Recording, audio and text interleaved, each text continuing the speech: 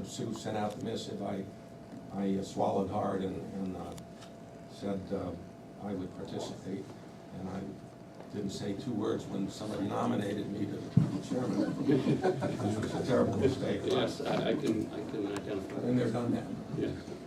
So we worked for the last 6 months or so. I knew from my experience in Ohio that you have to look at what the resources are in terms of the agencies that control the data and have professional expertise and so forth. So I asked around, and we were able to plug into Steve Schneider at the Sunapee Upper Valley Regional Planning. Met with Julia Griffin, who I know from Hanover Rotary.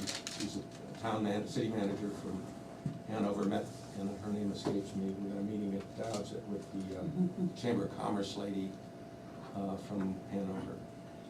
Met with Ann Duncan Cooley on several occasions. And you may recall was a selectman up in Orford. She was in charge of one of the housing agencies at one point in career. She's an attorney. She used to live on the green here in Lyme. She's very helpful. We interacted with UNH Extension. They have some resources up there. And let's see, and then we met, one of the public officials suggested several consultants, one of whom we met with a couple times, Stuart Arnett, who is Arnett Consulting out of Concord. I think he was a city manager somewhere, and he had some very good ideas. At least they seemed to resonate with what I had learned from my earlier experience out in Ohio. So through a lot of meetings, we essentially, here's the situation, and I want my committee members to correct me or amend things if I misstate, but 94% of the land in Lyme is essentially untaxed. It's either in current use, it's federal land, it's town land, the town owns a fair amount of land, or it's under conservation easement. Taxes here have been increasing at 4.4% a year, and that means in roughly 16 years they're going to double. As a reference, my property here in Ohio, the tax in Ohio would be about a quarter of what I pay here. I just throw that out here. Areas in town, so part of our charge from Sue was, let's look at the tax base and what might be done to help things. I think somebody threw out we need $400,000 a year to really balance the budget and avoid these increasing taxes. $400,000 a year would balance the budget? Well, that's approximately what has been added each year. Okay. So if we had an increase in taxes at that rate, we could keep them flat. Increase in tax revenues of 400,000? No. Please make that clear. An increase, our In tax costs. is, our tax burden increases by approximately 400,000 a year. Okay. Do you have a general idea of what percentage of the total that is? Well, it's 8.5 million, isn't it? Well, So we're at Neil's just said 9, 4%. About 4%, 9 to 10 so it's about million. 4.4. That's what you said. 4.4. I think that might understate it just a little bit. That's the increase. 4.4 plus. Okay. So the rule of 72, you divide that into 72 and you get to about 16. So the areas for development in town are limited, both according to the current zoning regulations, but also because of a lot of our roads aren't paved. Somebody, and I, in the interest of full disclosure, I'm a third-generation developer. I'm an attorney, but my grandfather and father did a certain amount of land development, so I kind of grew up around the business. Those days are way behind me, but I have some insight into what they look for and how it is done. There's a lack of sewer and water. I mean, everything here, we don't have a sanitary sewer system, and I don't think, because of our size, it's likely we'll get one. So everything's got to be perked, and you have to have soils. Dave could tell us all about that, I'm sure. And so that, we're mountainous, so you can't build on the mountains very readily. lack of services. Now, we all do deference to Sean, but to a developer, being closer to the extra services in Hanover would be a plus, both in terms of fire and the What bus were you line. saying about Sean? I didn't follow about Sean. Well, we have a policeman, or we have two Yeah. here, so I wasn't besmirching Sean, I'm just saying that Oh, I see. having access to the Mounties up the street Yeah. is a positive thing. Now, and also, there's a bus system that extends at least down to Kendall, I think, that could shoot down this way a certain distance, made some inquiry. Lyme has a reputation of being hostile to business. Now, I don't care one way or the other, I'm just coming here as kind of a new guy, we've been here 10 years, but that's my impression, and we met with several of the regional land developers, and that's what they told us. Let's throw it on the table. You know, if you wanted to encourage business development aside from the cottage industry, you gotta do something with your website, and you have to have an ombudsman or something that can help people get through the bureaucracy. Just one quick question, so did they mention anything about land value as another issue? It depends, it's all ROI, it's all, you know, if you're gonna do a commercial development, which is difficult in Lyme, and I didn't hear anybody, see anybody doing handsprings to come down here and do commercial development. Right. But, so it's residential, maybe some type of mixed use, but I think it's basically residential, it's just, Yeah. what's it cost, what's my yield, and what kind of return on investment, Yeah. you know, can I get? But, That is obviously a consideration. you know, I would just say that there's places in Lyme now where that could be developed. Certainly, Pondview Apartments, I believe is for sale. Somebody could put a shopping center in there. And then all the land on the west side of Route 10, across the Mayfield Dutton Cottage Highway is all commercial, and it's just sitting there, you know, so as far as the planning board is concerned, we've had nobody come to ask to Well, do we any met, development. I hear you, but Yeah. it's a little hard to explain, but we had the same problem in my little town, Canfield, they call it Cornfield, small town. And we had the reputation for 30 or 40 years of being absolutely hostile to business. And it was. And you didn't have to, you couldn't point to any specific thing, but somebody coming into town to try to do something which would have improved our tax base, got the message quickly. Okay, I'm not saying that's how it is here, I'm new, but I'm just saying that can't be. I would just point out what, you know, to me is an irony of relating to that, and because the planning board just unanimously approved a site plan review that was certainly a business, and was sued. And then what we hear from the other side, that Lyme has a reputation of being, I don't know whether you're ascribing that as a general perception or in terms of the planning board or what, but it's an irony to me, given that we just approved this site plan review for a business, and on one side, we're getting sued from the perspective of people who feel that we were too generous, and hearing things like this, that there is an atmosphere that is hostile to business. I wonder if it's not just, speaking of, or referring to the planning board, but just is the town I'm in speaking more general. broadly.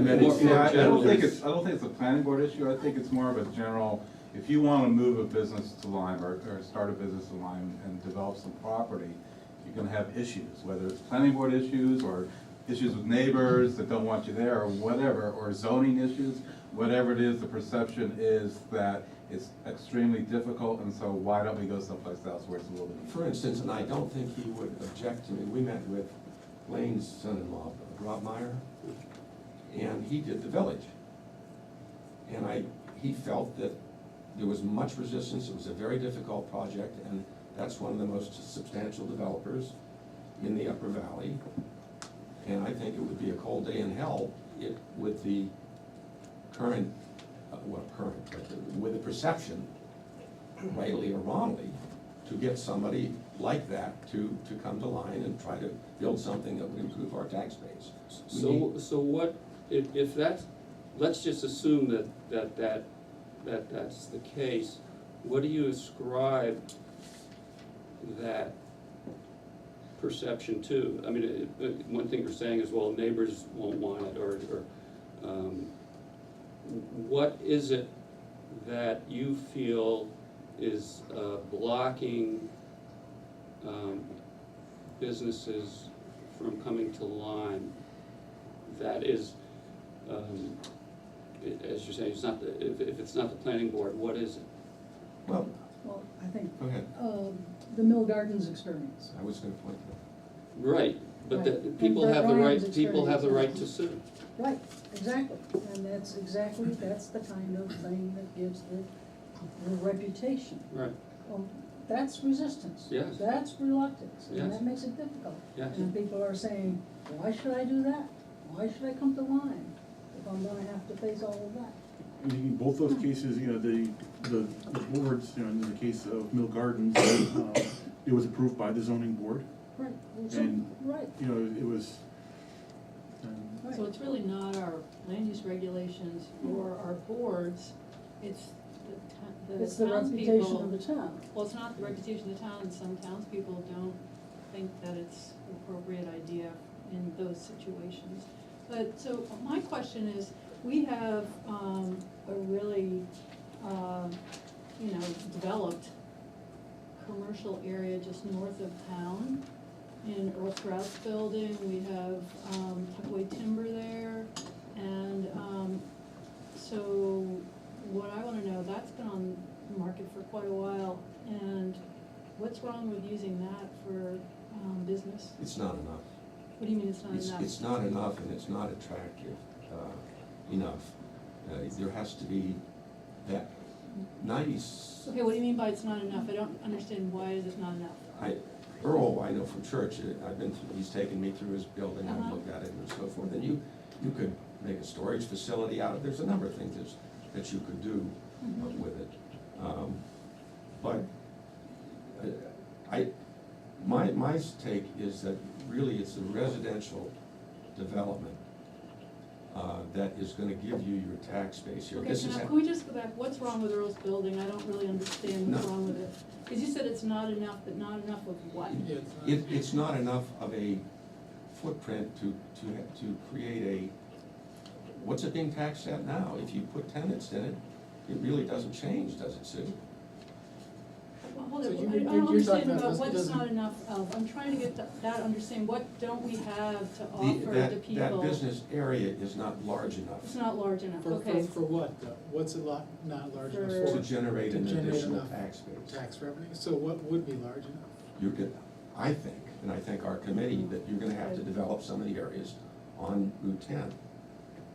Okay, hopefully up toward Hanover. That seems to make the most logical sense. Yeah, I'd also like to say that it's not just a property issue, but, I mean, if you're running a modern business and you have the internet service that we have here in town, That that's an issue. we are totally agreed That's- on, and that's- we hear that No over. cell phone service in lots of towns, I Yeah. mean, those are kind of the surrounding issues Absolutely. that make it much more difficult. So I think any type of going forward with this is, we need to have some sort of plan. If you're gonna try to develop it commercially, you have to have not only maybe update some of the zoning and really fine tune what exactly type of businesses you want in that zoning, but also, are we gonna be able to provide them internet and cell phone service and the things that any modern business is gonna look for. Well, even as Hold on, residents. let Mike speak. I have, obviously, I had a business, so I'm very familiar with, and I had looked at Lyme. We have to be at the commercial businesses which, let's say, produce things. We don't have the power coming into town. There just isn't, very, very little that we have available. We don't have the phone service, we don't have sewer, we don't have water. So that, and all these things are a reality which we're not gonna get in town because we don't live in New York State, we're in New Hampshire. And so this sort of defines the business area we have here, which is going to have to be what we've used the term over the years, the cottage industry or small businesses, but the critical point even for them is the internet. Mhm. And we are terribly hindered by that. And if I have promoted with everybody here on our committee, that what we need to do is to get a way of a private small company to put in the internet. Mhm. And that will then give Lyme the opportunity to move forward. I would confirm that with exclamation marks. Everything that, over the years, the feedback we get, not only with more substantial businesses, but in terms of small businesses and individuals, increasingly, there is the demand for high-speed, dependable internet connection. And, that is something that has been sort of going around for years. Every time it comes up, somebody says, oh, there are some people working on that. And some people have been working on it, mysterious people for years, but it always seems to be, oh, well, some people are working on it.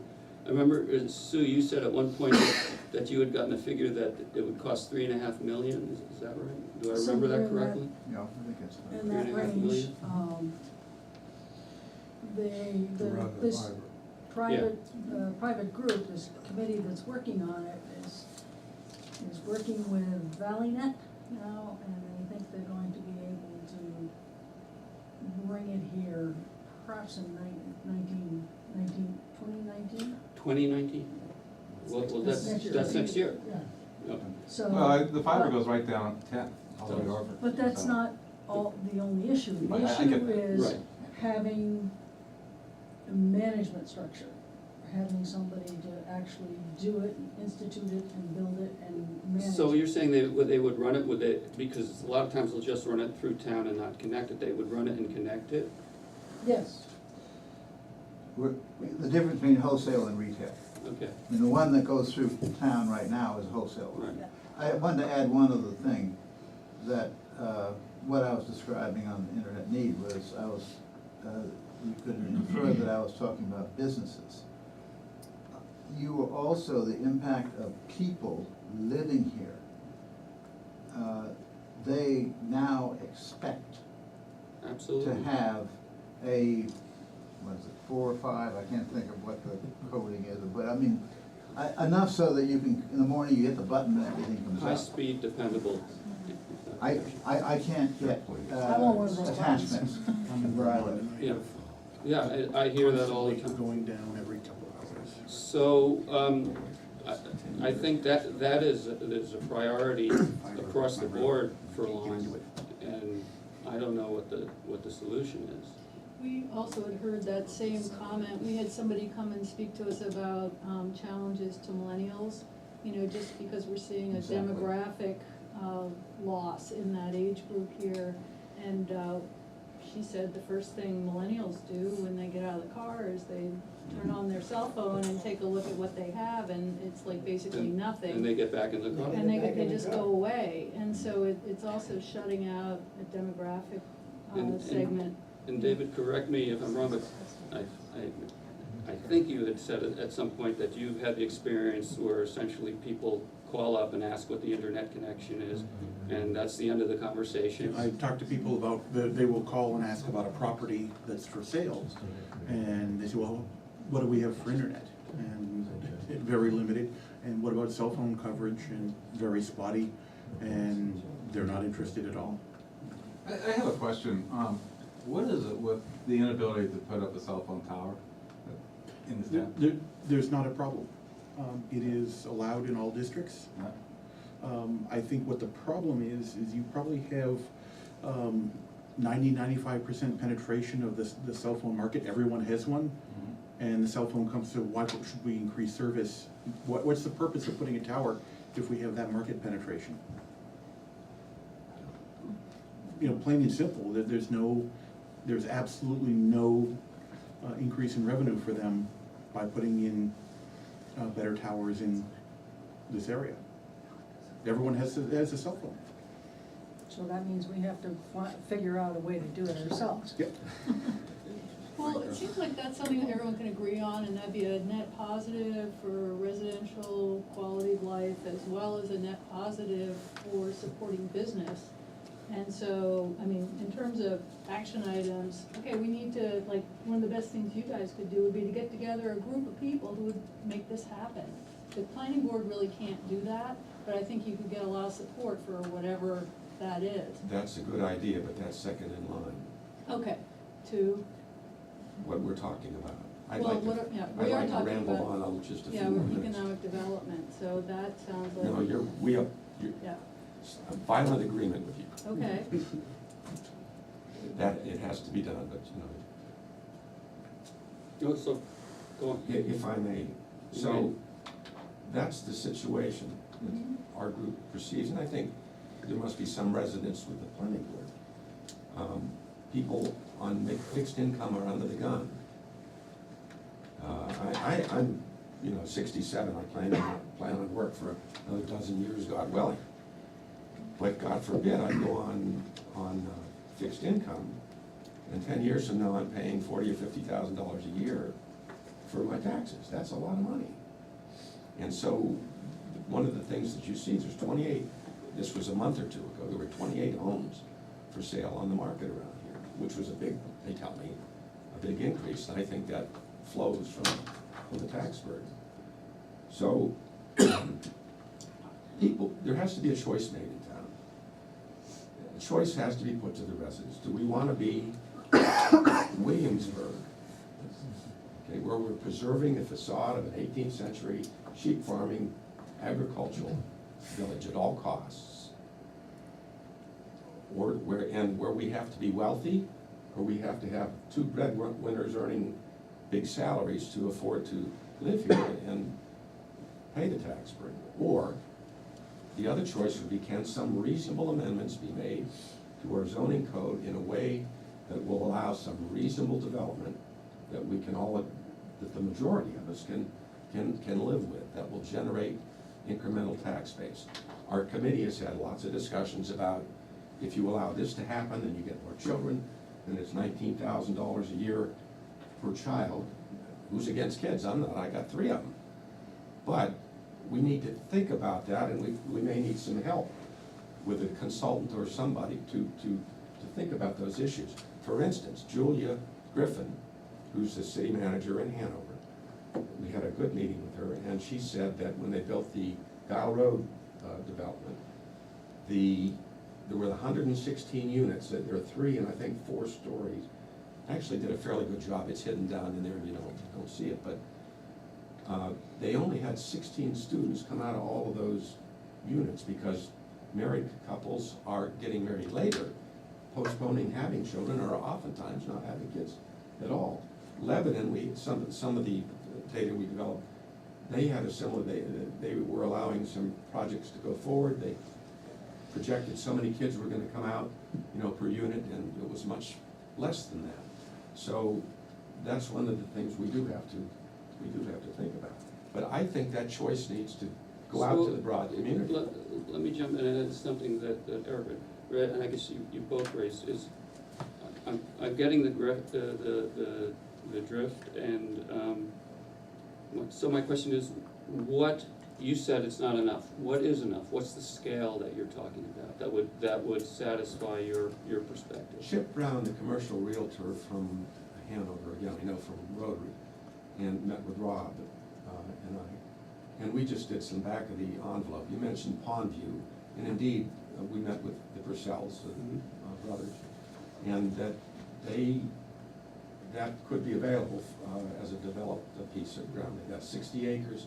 It's not all zone commercial, but A substantial amount of it is, and And then then you got the the hills. Pondview yeah. part The- is Here, I can- grandfathered in. Well, the Pondview part, this is the pond. Right. This is the current commercial district that's there. So, you know, the building is right about here at the edge. So this whole area back here behind the pond, you know, coming in across the dam, is all within the commercial district. I remember And- when the Purcells came in, and then Mr. Barrett later, David and I went over what was possible there, and it was surprisingly substantial. And, you know, this whole area to the north is, again, you know, yes, you do have the hills coming up behind here, but this front area, you know, is a huge area in here that's all, He had a preliminary layout which he gave to us. It had some residential things. He had different options he was thinking about. But, for instance, if you allowed 12 to 30 units in their condo Mhm. development, senior living is a big issue in town. That's been very clear. That I don't know whether you've seen, I know Sue's seen it, but we introduced a draft of a senior housing and I did. affordable housing article. I did see Yeah. that. But that's something that, you know, we need to do, I think. But if you, and there's different things you could do. You can age restrict stuff. I have mixed Yeah, feelings about that, but go ahead. I have very mixed feelings about that. First of all, Kindle is actually expanding, and so how much demand is there gonna be for senior living? Well, Yeah. I'll answer that. Yeah. Because I went to the senior, well, it wasn't aging in place, group meetings for, well, it seemed like many years, I don't know, but we all got a lot older in the process. And became, and we all aged in place. And there was substantial, and continues to be substantial interest within people in town now. So, I mean, that's. Just Well, that would be kind of a Firsthand. land development issue that they would take on, but I think the big thing for me is that, I would like to see a change in the master plan from the very beginning, because that kind of pushes your work forward. Yeah. And so to me, it's like, if we can make some changes with that, that would encourage not only commercial development districts, maybe an expansion of that little pink area there, but also some higher density living, in and around town. The visioning process is a process, it's not something that we can change. We get feedback from the town, and if that's the town's opinion, Exactly. that's Yeah, how and I that's get how it that, but, functions. you know, my feeling is that, at least the people I talk to, and my own personal opinion in the committee, is that because of the dramatic, and I think it has been a fairly dramatic increase in taxes. I was talking to Rusty Keith earlier today, he said since 2011, tax bills have gone up 40%. And about 4% of that is via higher value of property, but the other 36% is because of the constraints we have and the amount of properties we have that's taxable. So 40% since 2011 is pretty significant to me. Well, doesn't that talk to about our spending? It doesn't talk to us about the deficit in our tax base, it has to do with our budget, okay? And what we as Lyme people have, the quality of life that we want at our school and in our community. I mean, tax base hasn't gone. Yeah, I mean, anywhere. actually, if you go back to the early 2000s and you look at the percentage of where we're spending our taxes, the biggest growth is the school, which the town is very committed to. Right. I'm not If suggesting I we could just shouldn't. add, Yeah. being a statistical nut, I went back, and over the last 10 years, we've averaged a 4% increase in our taxes. Mhm. So it's been very close to 4% all the way through. Mhm. And it's, For 10 years. for 10 years. Yeah. And I think that my sense is if you went back the 10 years before, that it would be closer to 3.1 to 3.5%. I think it's nicked up just a little bit. But, and that's also because of our requirements on school. We're getting less support on special ed from the state. If you go back and look at the state support, it's cut back, which then gets added onto our taxes. If you go back to the early 2000s, you look at the percentage that the state was involved in, it was much, much bigger than that. Yeah, I think that, I understand the point, but it begs the point to me that going forward, we're having these tax increases. And if we don't do anything different, they're gonna continue, right? And so you talk about the schools, I think everyone supports the schools, but the thing that we can do different, I think, is to change our attitude and encourage, like I said, two things. A little bit more commercial development within the realms of what we want here in Lyme and what we're capable of, but also some higher density living to bring up the tax base. And that maybe could offset some of the increases that we're going to definitely see in the future. So, yeah, go ahead. Well, I just wanted to get back to, okay, so I see that, but when we talk about the list of things that our roads aren't paved, we don't have water and sewer, we're mountainous and a lack of services. So how do we address those issues by creating a larger commercial area? Because if we already have commercial or problems not getting it, we're not addressing the problems, why we're not having economic development coming in by increasing the area. What you have to do. Okay, but I'm just trying to say, we're not addressing those problems which were identified as impediments to commercial development here. So how can we deal with that? Or can we come up with a commercial development like pattern or concept that doesn't rely on paved roads, water and sewer, doesn't matter about the mountains, and it doesn't matter if we don't have a huge fire and police force? I mean, can we think of other types of commercial development that we could attract given what we have without having to put in those things that have been identified as impediments to others?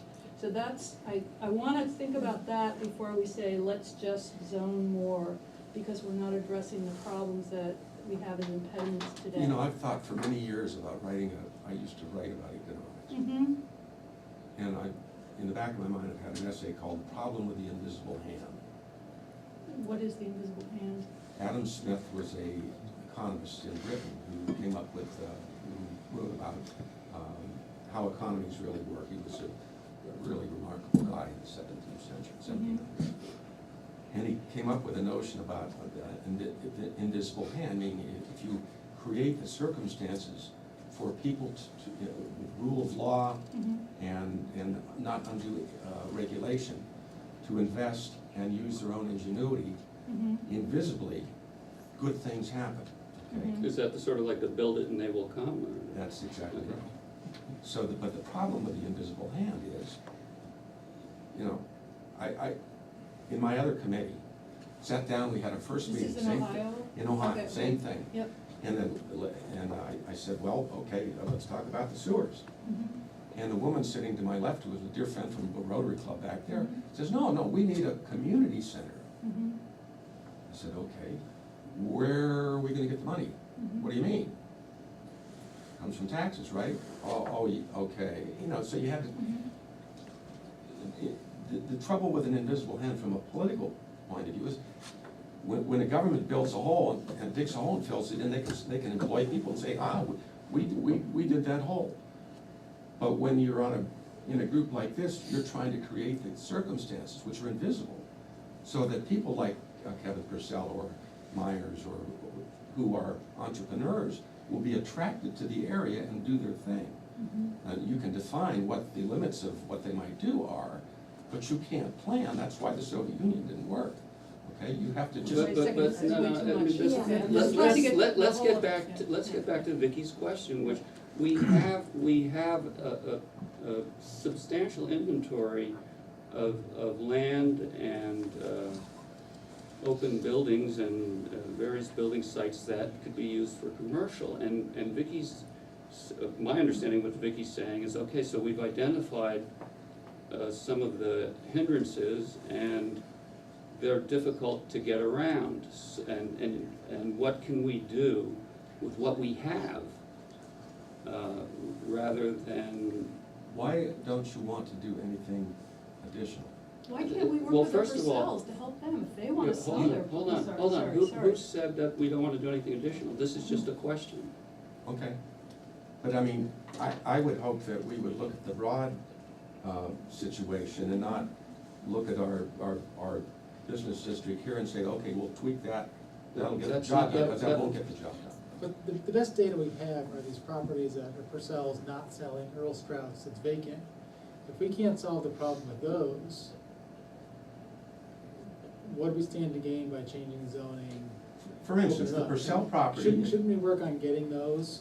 she said $400,000 is a shortfall. Purcell property, if you build units that cost 500,000 for something that's so expensive here, there's $400,000. If you So, build 30 so units why up hasn't there, somebody done because developers are put off by the no garden situation. But Well, there's, no, but, there's a septic, that's part of the giant problem there, is the septic issue. You can't really build that infrastructure there. Well, you can build it on the moon if you have enough money. Well, if you have enough money, But- and then, yeah, it's, anyways. but, I guess what I'm getting at is, you're saying the perception is keeping people from doing it, but the zoning isn't? Because that's When you go into your developable. zoning ordinance, and I went through it, and unfortunately I color coded it and I left it on my table. When you go through here, all of the, a lawyer would call it precatory language, the words are, we want to preserve our agricultural heritage.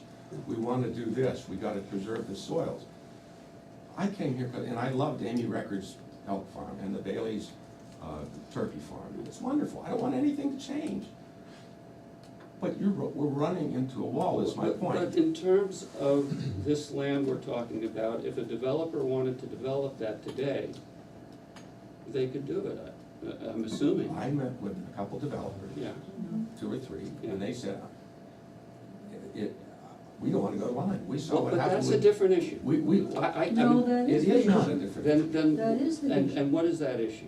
Okay, why don't they Just want? what Why he don't they said, want- I don't wanna come here because But- I see what other people have run into, and I don't wanna go But through you're that here- again. you're- It's not zoning and planning. Hold on, hold on, How do we fix it? hold on, you wanted to say? Well, I just wanted, well, first of all, I really value this conversation, and I think it's really overdue, and it's really great that I we're agree. talking about this, even though there's disagreement, it's awesome. My husband's a business owner, we moved to town, I'm starting a business, so I totally get, like, I'm in it right now, and I would say, and I've talked to Kevin a lot about, why he wants to sell Pondview, and it isn't really, I mean, for Kevin, Pondview is far from all of his other Exactly right. properties, so for him to send guys out, it doesn't even make sense. So he'd like to just get rid of it, not because the property isn't valuable or it doesn't offer anything great, it's because for his business model, it doesn't suit his purposes at the time. So Well- the other thing though that I would like to definitely say, I've heard many times, is not that we're a hostile place for business, but that we don't have the necessary infrastructure.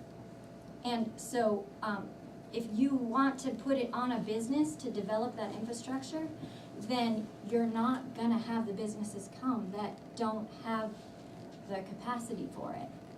So, I don't know a lot of businesses, like, so for example, in Lebanon on, Great Hollow Road, when they wanted to expand that area, the city worked to get improved sewer down there. Like, so the city actually provided some of the necessary infrastructure for that area to be developed. So you can't just expect that zoning is going to change the desire. The point I was trying to make with your zoning code is, okay, so, let's say somebody doesn't want anything built in line, and let's say they've got a big checkbook, okay? And let's say they're gonna go to court every time somebody is gonna do something. The agricultural language, the fuzzy language in here, the definitions in the definitional section, all support a vision of this town that some judge is gonna read when he's litigating the point. And they're gonna go, oh, see how this is defined on page 8.6? This is really hurting you. Okay, the way this thing is set up, I'm saying that as an attorney. Well, There needs to be a different process. Well, it comes from the master plan, okay? And so I think you were right He about, is right. like, okay, so if we need to have something that says, we develop it, gotta change the master plan. But what I don't get is first of all, the invisible hand is not working here for us commercially, so I don't understand You why. haven't let it. Oh, stop. What I don't understand is why we don't act as ombudsman to buy the Purcell property and let's develop it in a way that would be good for Lyme. If we, the community development group, and, I don't know what other committees in town were behind that, I think that would go a long way. Same with buying Earls. Why don't we control the development so that we're getting what we want, and there isn't the invisible hand coming in? I don't know how we attract the money that we need, but let's do that. And those are in places that are already zoned for development, and Earl's is close to town, people can walk into the country store, to get their lunch, or ride their bikes. I mean, So- I like that idea of us trying to do it in that way. And so there are tools like form-based code that we can implement in zoning that will give the planning board or the town more control over the type of development that occurs. I don't even, I And just saying, ways- let's just get a consortium of people to develop those properties. Who's gonna run it, and how much are you gonna put up? I have zero money to put up, I pay my taxes, so I'm doing pretty good. But I mean, that's. But I'm saying the there are question. people in this town who are creative developers, who can work to get, it's a project. There are lots of communities that do economic development in their own town. And that's happened in Newport, it happens in Claremont, it happens for any town that has a business park that the town has run. Lebanon had their airport business park, it happens. Those are And city stuff too. Okay, They're just big towns. I'm just gonna interrupt Okay, now. but I'm challenging, why can't we do that to get development here, and then, we don't need to own it forever, but Okay. just to get it done. We can come back to our little group here, but I wanna give the public a chance to chime in, and you had. Hi, John. Hi. Rich Brown, I live on Orford Road. I wanted to respond to some of the questions that you and Vicki asked. To think about what can the planning board do? You're not in charge of bringing internet in. You're not in charge of getting businesses to come to town. You're not the Chamber of Commerce. You're not the business cheerleaders. But what can you do? And so here's some challenges that I want to throw out to the planning board. We're talking about bringing internet to town. What in the town's regulations would cause any business to shy away from coming here? I know there's a telecommunications ordinance. I know it's long, it's involved. Is there any chance that the telecommunications ordinance is causing technology providers from just saying, oh, forget it, I'm not coming? Would you wanna speak to that? I don't know the answer, and I don't need an answer Well, right Dave- now. David- Actually, I can speak that the ordinance, it limits, It some limits sell a lot of for- things. Well, it limits a lot of things, but it And so, doesn't. actually, Let so, David. no, I actually don't want a response to my specific Well, questions no, because but it'll take too I would long. like there to be a response. Okay, So- and I'd let me like ask my no, questions please, first. Let David respond. I would really like to ask my questions first. I got I would like two more David to questions. respond to that question. All right, There are limitations, but it is not a ordinance that it prohibits. It it encourages things like co-location. So if you have an existing tower, you're not gonna put one up right next door. But the telecommunications, you know, for internet, if you wanted to put up towers for a large area Wi-Fi, that's allowable. If you wanted to put up cell towers, that's allowable, you know, this is all districts. Is it allowable by right? No, it does allow, it usually go through site plan review. Okay, okay. But a lot of that is, you know, things to prevent, you know, when you look at a tower, you wanna make sure that the fall zone of that tower is not going to be anywhere near somebody's house. Yes, but aren't those ordinary engineering concerns that would be addressed by? And they could be, you know, they would be addressed. Okay, It's so, not- so good. So I'm bringing up the telecommunications ordinance as a possible inhibitor of growth of telecommunications. I got two more things.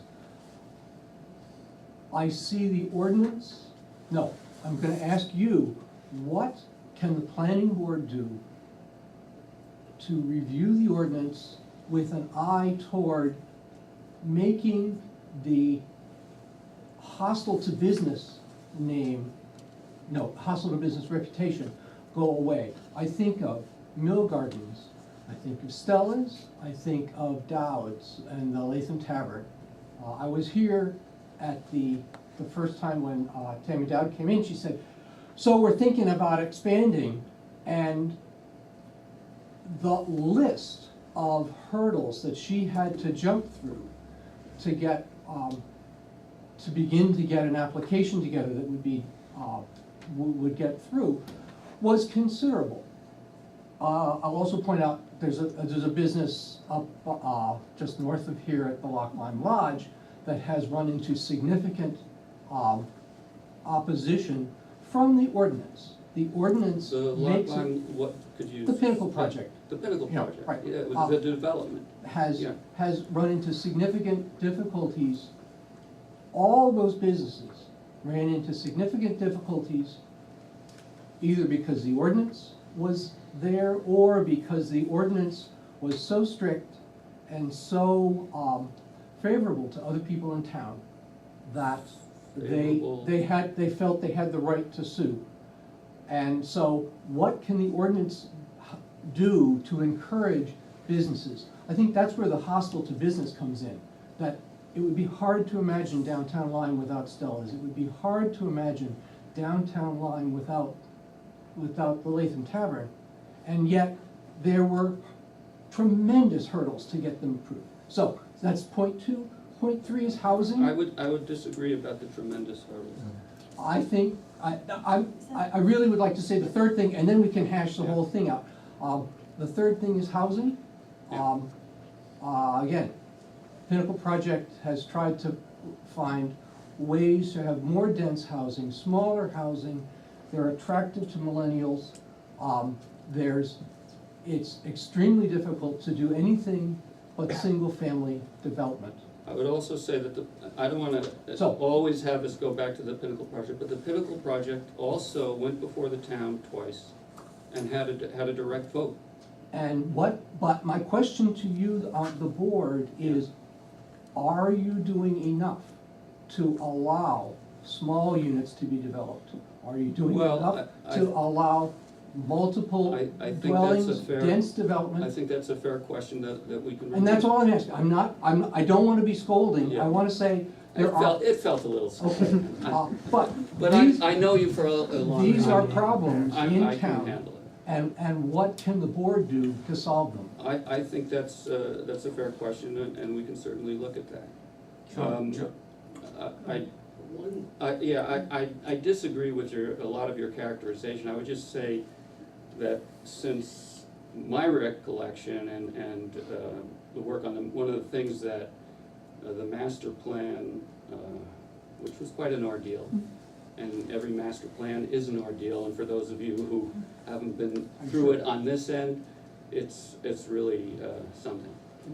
You got a lot of different points of view fighting for supremacy. Yeah. One of the most pressing points of the last master plan was vibrant downtown center. And before that period, there was nothing. And now we have 3 great restaurants and a very vibrant downtown. I would also say that, to the best of my knowledge, there hasn't been, and people who have been on the board for a while, a rejection of a business site plan that I can recall. And, 10 years. yeah, and that if anything, we get criticized, we've been criticized for being too generous. So, from my point of view, we get it from both sides, not just from what you're saying. And I think that's an important thing to remember, that when you're on the planning board, you're dealing with it from both sides. And that as members, we have to respect both sides. And it's a struggle. Go, I I mean, just I'm wanted done. to I add- don't, I just wanted He's to done. It's up to him. You don't have to talk to him anymore, Yeah. but say what I just wanted to add a small piece of perspective. So I just sat through site plan review for a development I was doing in downtown West Lebanon. Mhm. And this is nothing like that. It was, everything I was doing fit into their master plan to a T. I had to do thousands of dollars of survey updates because they didn't like a specific tree that I had on the plan. So I think if you have a larger perspective, if you talk to people from surrounding towns about the experience they've had trying to develop businesses or perhaps buy property, whether it's residential or not, I mean, I think, you know, there are hurdles in every town, but the zoning, it serves as some sort of level of protection, so we don't have just anything. So I think it's gotta be, I mean, I think we're smart to take a critical eye and not just say, okay, well, I think you're right, we need more commercial development, let's just draw this box. I mean, because it's not necessarily, although in a perspective it may solve a problem, but will it? And so like, that's our job, is to really take a critical eye and say, well, we need to find the right solution, not just the quick solution. And I think, I just think that's a perspective. I really am proud to sit on this board, and I think John does a great job. I think we all really are critical about what's going on, but we have not had the opportunity to see development in this town, so I don't know how, I mean, there, so. Could we address both the master plan Sure. and our visioning? We'd like to work on, cause the plan is 5 years old. Our master plan is 5 years old. Well, the most recent update was But, 5 years ago. yeah, it was 5 it's years really- old, but our visioning is older than that. Older than that, right. Yeah. Let's give it back to Mel. Yeah, so, Yeah. as I said, we went through this, the Urban Planning Institute came in and they conducted what's called a charrette, which is you get everybody in a room like this, and you have big sheets of paper and you write on the walls. Yeah, we did that in the last master plan. Yeah, and it was very good. I mean, there were some dumb ideas, and there were some good ideas, but everybody had a say. Nobody felt that there was some force pushing everybody out of the way, so, and we need to do that here. Now, I would hope that the planning board, maybe our committee, maybe the Lyme Foundation, we could figure out a way to do that, to give everybody time over a series of nights. You know, we all can't come on a given night, but have 2, maybe 3 of these things, and to try to, This is how it was done last time. that's what I understand talking with Sue. Yeah. But it's time, we need. I think it certainly could be an appropriate time, and I think that if we're gonna do a visioning, we should, it'd be good to have your input, and we should get other groups' input and make sure that you're an advocate. I mean, I guess it seems to me like you are advocating a certain point of view, and I would wanna definitely have other groups and advocacy groups. Let me respond to that real briefly. That's not really true. I'm a lawyer. Lawyers just wait till the evidence comes in. And I went through this before, and I had some ideas, but there were a lot of other good ideas that were developed in the process. And you don't know what you don't know, right? So that's why you go through it. I'm just saying that if you want to get a tax base, that was our committee's charge. You know, in a meeting with the developers, it looks like it's gonna be some residential development of some kind. Okay.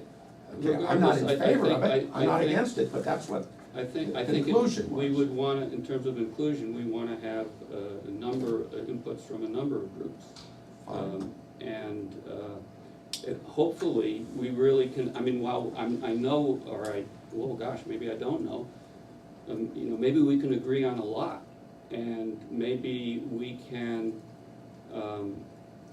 get a visioning program where we have a lot of people with different points of view who are pretty committed and agreed on the visioning process, which would be ideal. To Vicky's point earlier, I think it was the internet, maybe somebody with, that can kind of be a sub-theme. What can we do to We're try just to losing improve time things? by not dealing with that. I mean, we've got the stupid fiber optic running right through town, it's Mhm. ridiculous. It is, And, you know, there's, fair point. well, we don't even, like, we just need to do it ourselves and, you know, in some way. And I don't understand, we've got a lot of very bright, brilliant children that were educated here, have gone off, and they're out there in the world, and they need to come back home and do that as a business proposition and make it work for our community. I mean, we need to reach out to Well, people and in the it field is to come also back and very, do it. very common, I mean, just to that point that old enough now to say, young people go away and after 10 years wanna come back. Right. And it would be great to have an environment that would welcome them. And especially where they're coming back to bring their business ambition to their hometown, that would, you know, benefit the town and them.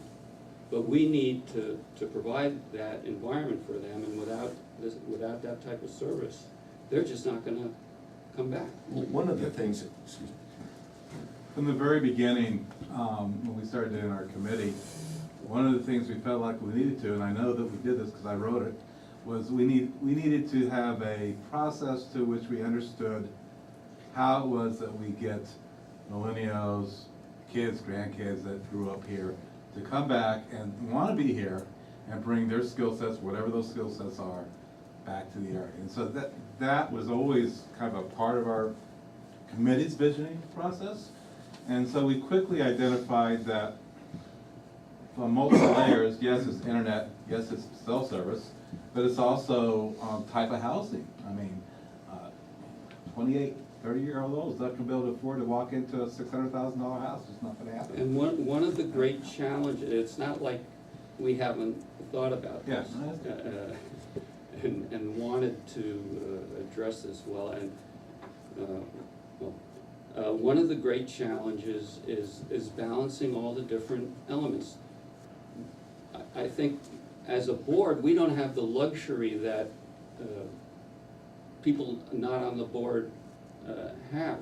We need to balance volume, we need to balance impact of development, and there are a lot of moving pieces.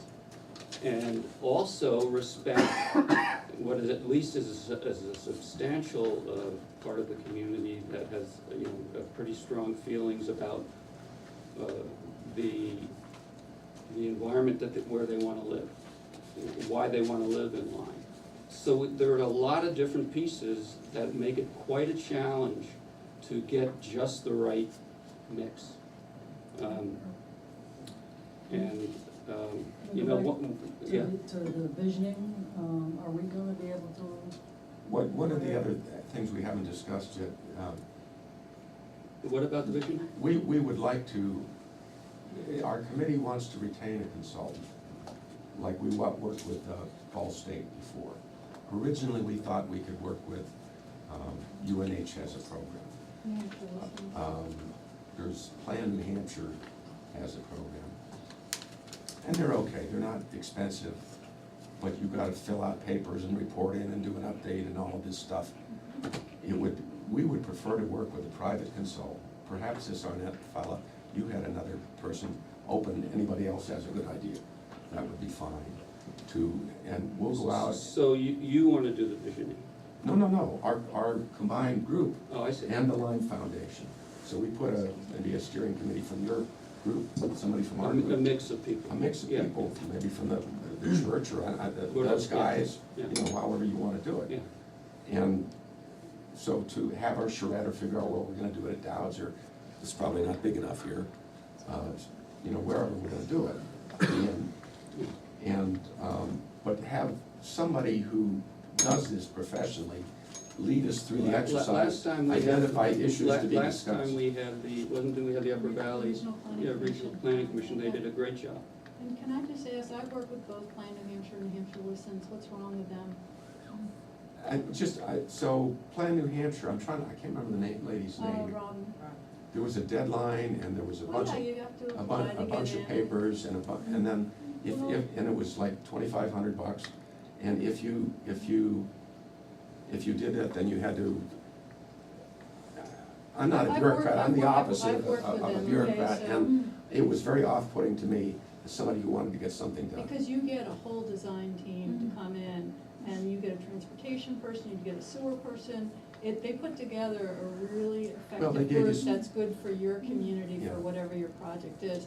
So I gotta say, I think the value there is extraordinary for, you know, yes, you have to maybe put up Robin for the evening and you have to pay for food and, you know, and do the event, but they do a great write-up. And I think it also has a lot of credibility in the state because they're a nonprofit, they're here to stay, and they stand by their work. And New Hampshire Listens ran a really great statewide program about the state's future that partnered with the regional planning commissions, and they did a great event down in Claremont that I went to, and I liked their follow-up also. So in terms of reporting out back to us, we had a product. We're out of this cycle for that. I mean, we could go revisit it, but it was, one of them was, you know, you kind of had to do it by this time and then you could come back next year. And so we Yeah, I just mean, didn't, the timing didn't work. it's remembering the last one, which I wasn't on the board then, but I went to all the, you know, many of the meetings for the last master plan, which basically they were held at different people's places and out at the Lyme Academy, or people's homes and barns and stuff. It was a long process. The whole thing between the questionnaire and then all the meetings, it was maybe a 2 or 3 year process. And that's what it takes, because I guarantee you that whatever you come up with, or we come up with, is going to be, let's just say, questioned forcefully from every side. And you need, yeah, I'm understating it, but you really need to have a substantial foundation that is, you can go back to and explain why you're coming to the conclusions you come. You can't rush it. You can't. You do so at your own peril.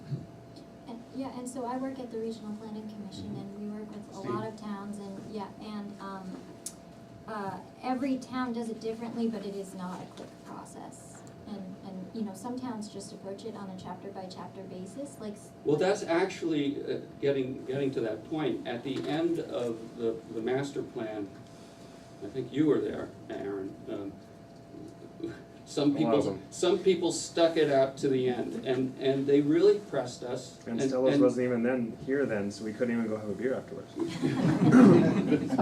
But they really pressed us, but I have to say, they pressed us fairly, and they, you know, we changed things and everything, but what we came away from was that the process of doing the master plan and one big thing is really an ordeal.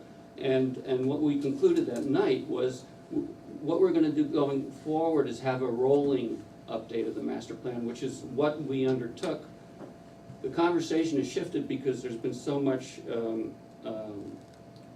focus on commercial, but what we were focusing on was writing a housing chapter and getting that into the master plan for the first time, and probably doing some visioning associated with it, so that we can avoid the monstrous encyclopedic and traumatic to the town experience of reinventing the whole thing over again. So what we had hoped to do was get to the housing chapter, and I still think that's certainly something for us to consider, to do, you know, we could get the housing chapter divisioning on that, and then go to commercial or business after that. But that's an open discussion. Just a quick question, because I'm on the planning commission in Thetford. Yeah. People would love to do a rolling master plan, but it's not allowed. Is it allowed in New Yes. Hampshire? It is allowed in New Yes. Hampshire, yes. Another great thing about New Hampshire, you can have I think there you can are have a roll, reasons you not can, to have a rolling in plan, fact, but I've this is seen interesting, people yeah. take our master plan and roll it down the hill with great enthusiasm, yeah. Yeah, I mean, part of the stuff that came from that earlier one was developing the downtown, trying to get restaurants in town. Exactly. Well, the whole town came together, That's right, and they said they wanna do that, we've done that. exactly, So I think what's starting to come now is you talk about the next waves. yeah, What's the next thing that's gonna continue to move the town forward, whatever direction the townspeople choose. exactly. And I think to a couple points about, Earl's Building and Purcell's, like, Earl's Building has some pretty unique challenges in that it was originally kind of warehousing. So you have warehousing space, so when you talk about like trying to change that to frame loading, to change anything, actually put multiple offices in, you're gonna talk about septic changes, all these other things, so that building, you're talking, I think Nick, when Tarm was there, you had what, 15, 20 employees in that region? I'm not sure. In that, Yeah, so when 30, you, yeah. when you start looking at that versus what that building could be, it's gonna require significant updates that may or may not fit into what we can do for zoning. So I agree with Vicky, it'd be really cool to see, but I think it's almost a dream at this point, because the cost per square foot to buy What do it. you think of, I mean, when we look, it's I guess a difficult asset, but it's a real asset. I mean, It is. it's centrally located, whether that's a viable building going forth or not, but it just seems like something It could be is, done. and so you look at manufacturing, right, so that building originally had people in there working, Right. building things, selling them as Right. novelties or other things that they originally were, which was great. The problem is, you start to look at manufacturing to bring it into it, you're talking about a frame construction. Right. The insurance rates alone are gonna be tremendously painful for someone to get in there, any kind of manufacturing, electricity costs, everything else that go into this. It's a building that has tremendous potential, but there's so many obstacles in the way of trying to convert that into something else that it's very difficult. And it's gonna take the perfect scenario to come into it with an employee capacity as well as a storage capacity that can utilize that building to its fullest. And you're talking about the unicorn at this point. So then you start looking at what do you have to do to create change in that structure. And I think it's gonna be very difficult from someone coming in to purchase it, the cost per square foot that they're gonna spend to buy it, and then to fix it, the ROI on that's gonna be 60 years. So It's a tough scenario, so that's that one. Yes, yeah, Yeah. question. So here, I mean, this may sound like terrible, so what if the town demolished it so that the new developer had a clean You set? gotta buy it from Earl for Earl's price first. Okay, I'm just saying, okay, so it's unicorn, but if, rather than using something that Yeah. might not be appropriate, I mean, what can we do to facilitate? Maybe that's what we need to do I to think it's- facilitate, is take down that building, buy it, take it down and offer it for sale to Who- somebody who will. Where's put the tax in- that's gonna pay for Yeah. it? I mean, I think, Okay, I agree with okay, you. I'm just Yeah. talking about, like, what do we need to have economic growth? No, and I agree, I think that your ideas, I'm not speaking against them, I think they're Right. great, but I think at the end of the day, you have to have the financial capacity to take care of those things to make that leap. And we can't even get internet in this town. Can I throw out So, a different, Okay, and then the okay, well, Purcell's, something like, entirely let's- new? Chris, you wanna introduce your idea? I'm not sure which one. The one about what's good about Lyme and what brings people here, what do we have and how do we monetize it? It was more of a just thought process Well, on perfect, that's what we're doing. how do you generate revenue without generating new costs in the school? I tend to agree with Niels that if we create an environment, and I would say, we've talked about all the bad things in town, not bad, but difficult, obstacles, legal, perhaps zoning, I don't want anybody to get defensive, I'm new, So perhaps planning. it's our job to be defensive. We're defensive when we walk into the room, so don't worry about it, we're used to it. But we have to create that environment, so whether it's an ombudsman, whether it's a website, whether it's this committee, it's hiring outside experts, or doing both, trying to get this thing moving. I think it's important enough to try a bunch of different things now. You know, I talked about why Lyme is so special, and it's in outdoor nature and the skiway and Post Pond and the river. Dartmouth used to have a conference center that they got rid of. You know, I know several of the venues in Hanover are swamped, they're packed with alumni, and so there are ways to draw in tourists or other dollars. Again, it becomes difficult, how do you monetize that for a tax base? But I just think we need to be more creative, because they are daunting, sewage, water, power. I think that being more creative is a great idea. So I would just ask that we, you know, let a bunch of different ideas run. I'm not saying that we have to support any of them, but we just see if they bring fruit. Absolutely. Because I think, to everyone's point, there's so many creative and bright people in the town, we have so much going for us, we have to work through some of these issues, and they've been issues for decades. Yep. Agreed. The very last piece I was gonna say is, you talk about like different ideas, I personally would love to see a RVC in where Earl's building is. So- River Valley Club, it's an Oh. athletics center. Because you talk about frame loading and things that could actually possibly support, granted the septic has to be upgraded, but you look at things like this. Indoor soccer. This my is an friend. activity-driven place, Indoor this is soccer. an activity-driven community, so you provide them opportunity to do that outside of Well, winter. That would be fantastic. These are the things that, So how do we entice an RVC? you have to create, you're gonna have some septic problems right off the bat. You're gonna have all kinds of issues, but it just comes down to like, what does the community want? And I think this is the right time for the master plan review, to sit here and say, what do we want? This town loves outdoor activities, give them the opportunity. So it just comes down to, open the door again, let the floodgates talk, let people talk and come up with the ideas. Totally agree with you, but the RVC is a non-starter in my opinion. I do some work at UVAC, and the I don't competition, know all these initials, what is UVAC? Upper Valley Aquatic Center. Okay. Okay, there's a tremendous competition right now for the health club side of things, and they're all fighting over the same few customers. I don't think we have the base here in mind to run the numbers for even a small river club, but that's my opinion. But if you can find someone to do it, that's If we can cool. get a commitment from all 1,800 people to join the club, you know, maybe we can get There it you to go. work. There's a little guy in Fairleigh that's doing really well right now, so no one thought he could work Is in there that one, square there's one footage. in Fairleigh? Right where the movie store used to be. Yeah. Really? I was How- there how yesterday big and is it was that? packed. He's, Just opened in Heartland as well. the micro ones are killing it, so it's just a matter of if you build it, Size? Yeah. they will come. Okay, so I mean, again, this is an example where, well, everybody doesn't agree, but let's leave the door open for, considering how we can, Where do we go from here? One thing I keep hearing is, that the town is unfriendly, the zoning is unfriendly, and from my experience, I've been zoning administrator since 2009, and I hear, people complain, oh, you can't do anything in Lyme, but yet I don't have people coming to me and asking. There's a reason. And well, that's, we gotta find that reason, because, I find that there's, usually when somebody wants to do something, there are exceptions, but, for the most part, ways can be found. And, or what they wanna do is completely allowed. And it's just a perception, and I think Yeah, that perception really needs to be worked on. I'd really like, because And I hear this phrase so much, and people who never come to planning board meetings will tell me about their perception.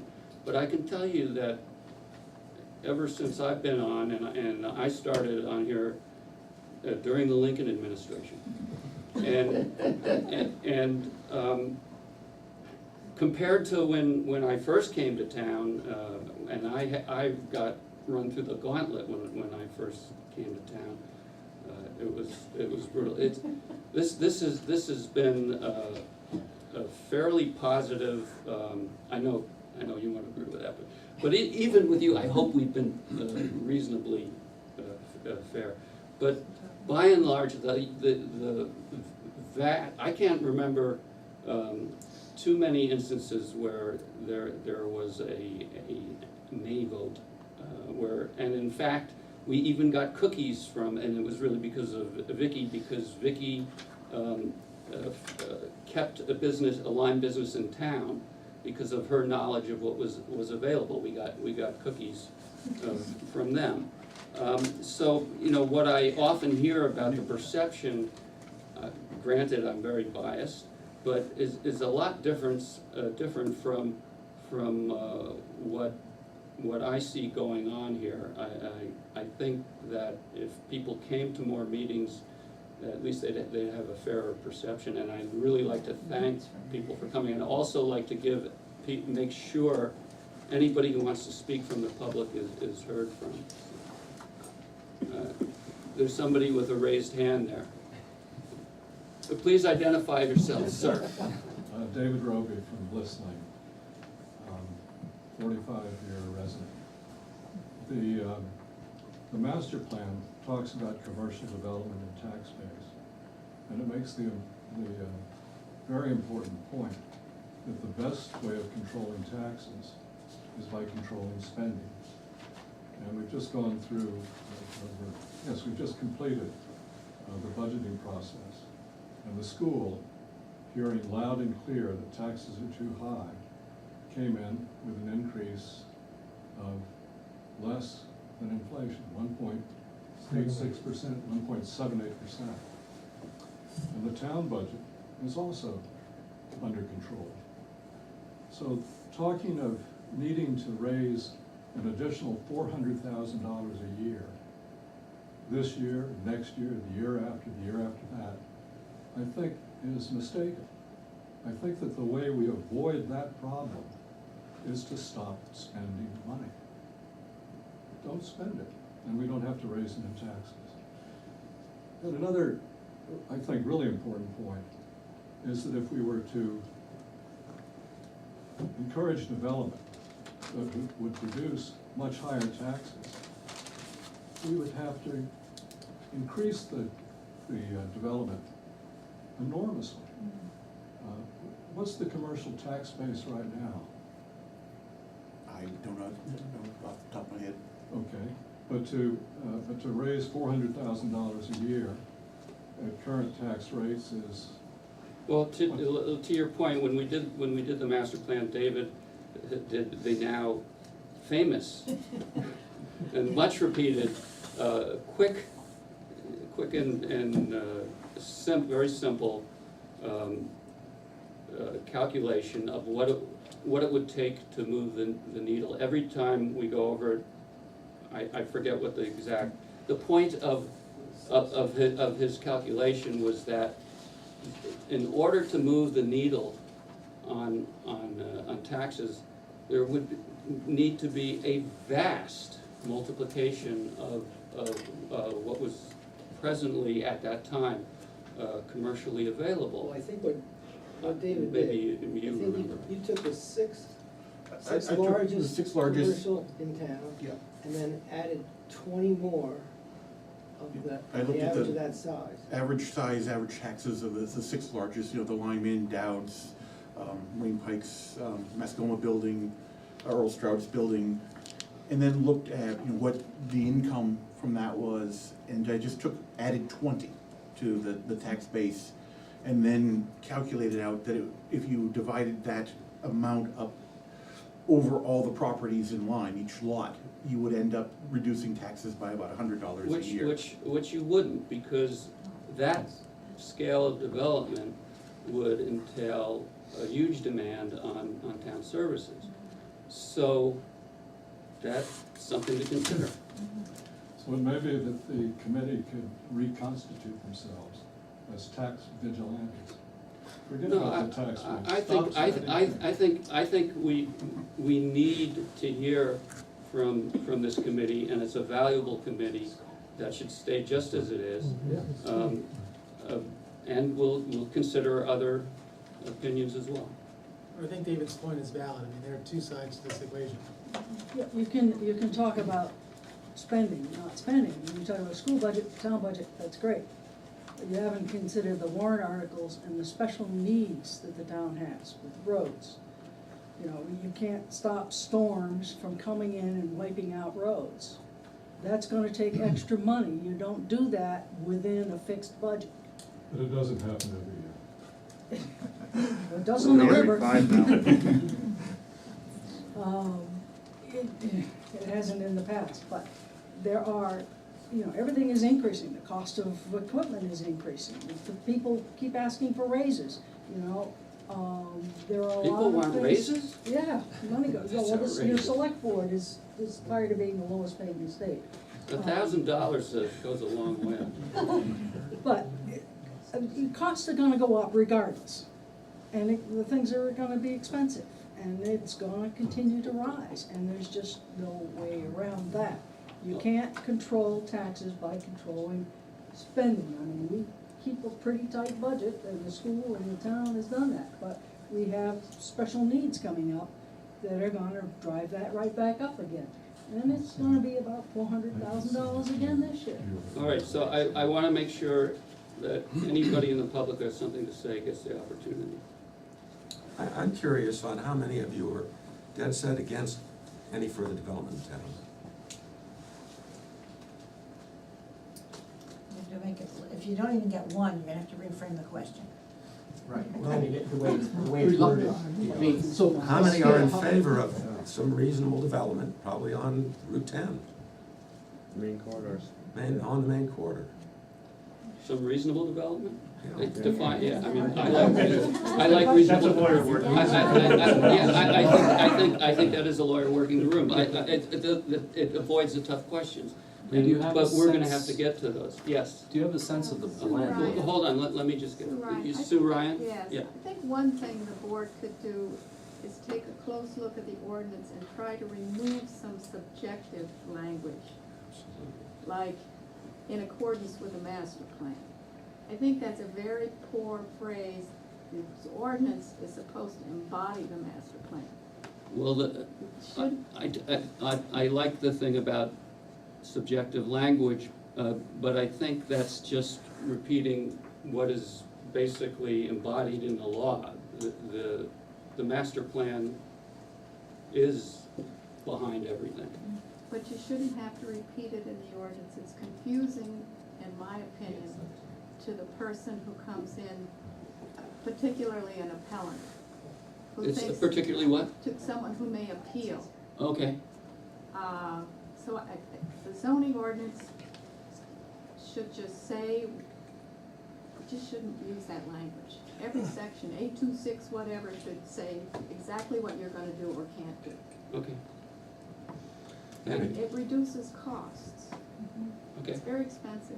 thank you. And the objectives in the zoning code should be rethought, so that right now it's supportive of sheep farming, okay, and agriculture. It really is, go through it.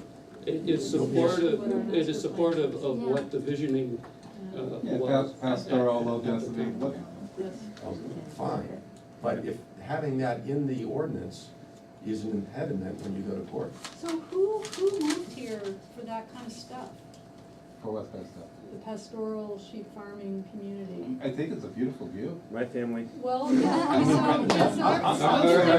So let's have a show of hands of the people who moved here for the sheep. I didn't move here to change, but 7 generations back did. Or for the pastoral, Yeah, I mean, The rural lifestyle. yeah, the rural lifestyle. We're not rural, but I can't afford it anymore. Right, yeah, well, that's definitely. And I think that's the rub, right? Yeah. It's what's in the master plan is That's- wonderful, right? that's Except that now we're paying, we're having a hard time paying for that. Yeah. Do you have a sense of the blend between commercial development and increased residence development that you think would be? From talking with the developers, there didn't seem a lot of interest in doing commercial development here. It was more, let's do some more intense residential development. That there's a 5,000 unit need in the Upper Valley for housing right now. And so they gotta make money. I mean, they can't. is that gonna necessarily give us the tax base increase that we want? I mean, that's the thing, why can't we figure out how to carve out a commercial niche for ourselves? I mean, clearly there's a housing shortage because the college is growing, the medical center's growing, you know. Lebanon, which has water, sewer, and amazing access, you know, is providing a lot of places for businesses to locate, but those aren't the businesses that would be appropriate for Lyme. So why can't we think about what would be the best for here? You that- can. And try to get those people, and we already have an internet business that we need to offer to somebody to come and develop the fiber optics here in this town. Somebody's gonna make money doing that, they have. Well, Yeah, no, Yeah, I think that's part of the problem. That's the problem. Yeah. People do things to make money. yeah, well, that's, but we, you know, just to try to figure out how to get a commercial niche here. You can have Well, we a need little to more think more extensive about that. commercial And that's areas not- and let the invisible hand take over. No, hopefully Some the visioning entrepreneur who will wants help to. us. Okay, let's not, start Though it's hard rehashing. because we are competing with, like, I mean, we had a startup manufacturing business originally in Lyme, and we outgrew the original location. We looked at Earl's place, and that was a real possibility for us. But, you know, we ended up at the airport industrial park, because, you know, it's all set up for manufacturing. The same thing happened with GDT. They were, you know, Right. they hit a Yeah, little over it's- 125 employees, needed to expand, and didn't have the ability to expand in Lyme. I think that's Lyme, part of the everything was on process, such a right? tiny scale, I mean, you're talking Yeah. about just one or two Yeah. places where things can really happen. I think that's probably the real problem is that tiny little scale, which is also part of the problem of, you know, trying to figure out what the impacts of changes would be, because we do have it's very limited data, when you have, you know, 6 houses, being built a year, as opposed to 100 houses, but, I'm sorry. I mean, that was. I think this is probably a good place to make an end to the discussion, and to the point of where do we go from here, from something I'd like to suggest in terms of the planning board is that we have discussions about, you know, what do we think is a good, do we wanna go ahead with the plan of the housing chapter and restrict it to that? Do we wanna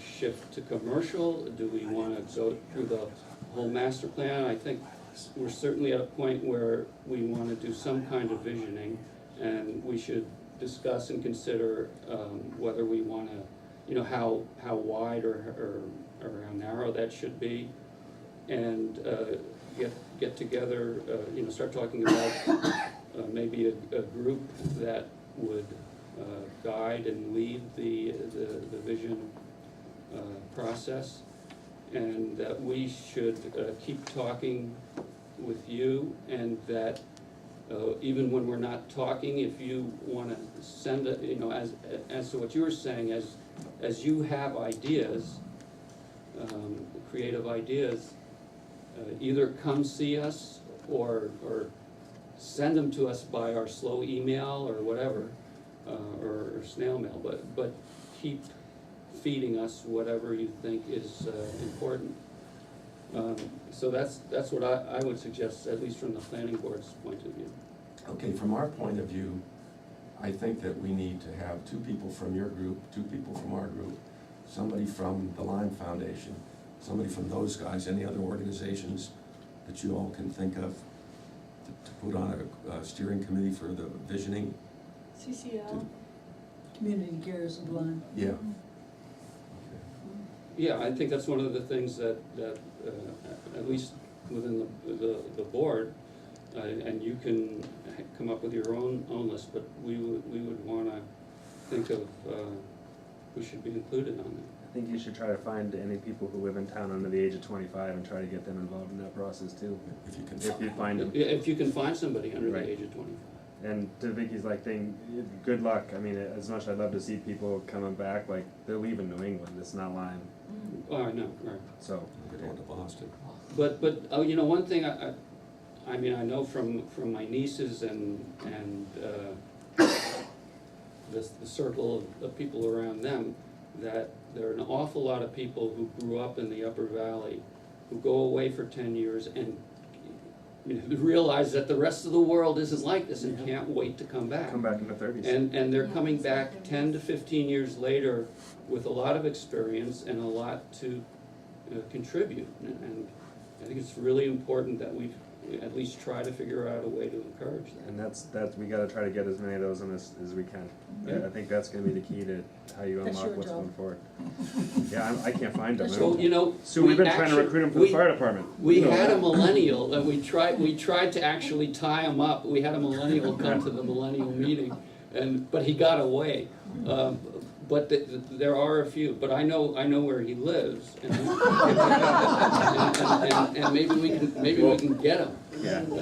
He's in the Navy, yeah, that's the problem. Yeah, just, yeah. Will Will you give us 2 people from your group? Well, we would need to discuss, we're not gonna. No, I don't mean right now, but I mean, you'll come up with 2 people? We will, yes, we will give sacrificial lambs. Okay, we'll come up with 2, and. Niels, I don't know, please, we'll discuss it and we'll figure out whether it'll be 2 or 1 or 5 or whatever, but yes, we'll get the process rolling. All right.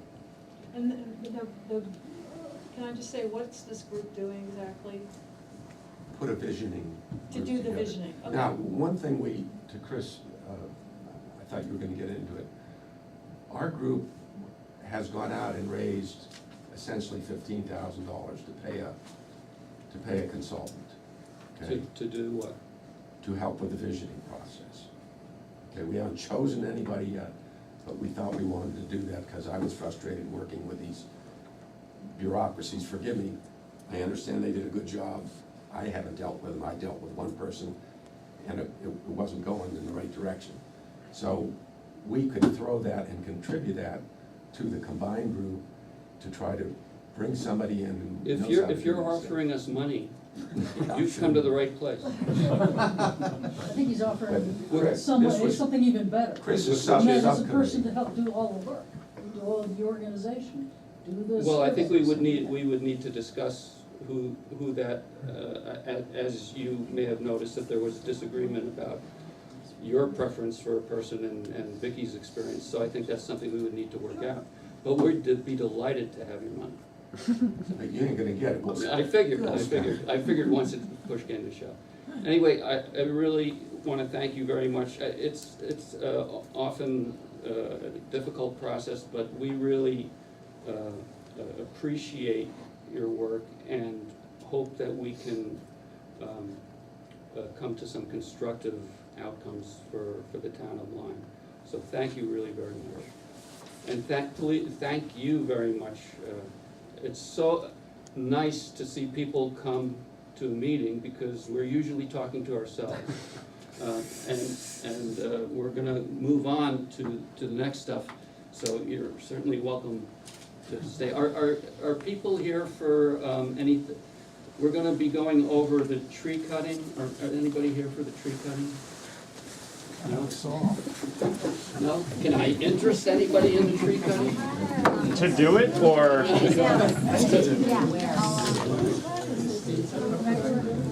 I guess he's not coming, but.